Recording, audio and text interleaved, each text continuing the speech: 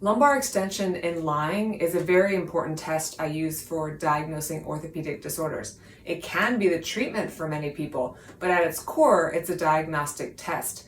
And testing is only good as how it's performed. And unfortunately, I see quite a few mistakes when patients or clinicians do repeated lumbar extension in lying, anywhere from where the hands are placed to inappropriate dosage or problems with how much pressure is applied.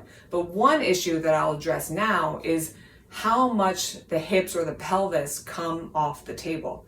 Now, if the hips and the pelvis come off the table, it's usually because the lumbar spine cannot extend. It cannot backward bend. So because it cannot curve backwards, the hips and pelvis come off the table. And that in and of itself is not necessarily bad. It makes me start to question why the lumbar spine can't extend.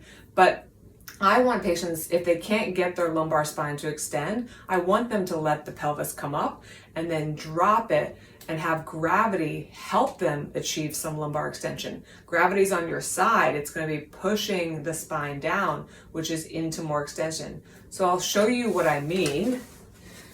For a lot of patients, hands by your shoulders, their extension is somewhere around here. So the pelvis isn't coming up too much. But for patients lacking movement, it can look like this.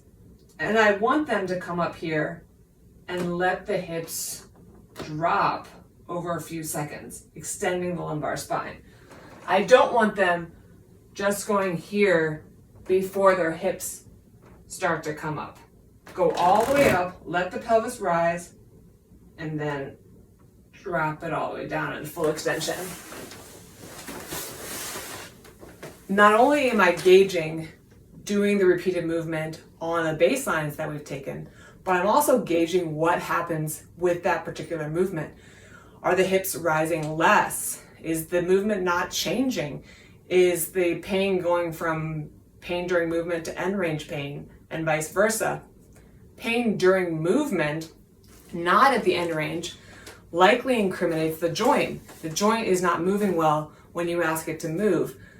End range pain, on the other hand, could be from the joint, but it could also be from restricted tissue. And that's why asking the patient where he or she feels the pain can be important, because it tells us, is it in the place where the tissue is or not? But let those hips come up if you don't have enough lumbar extension, and then drop.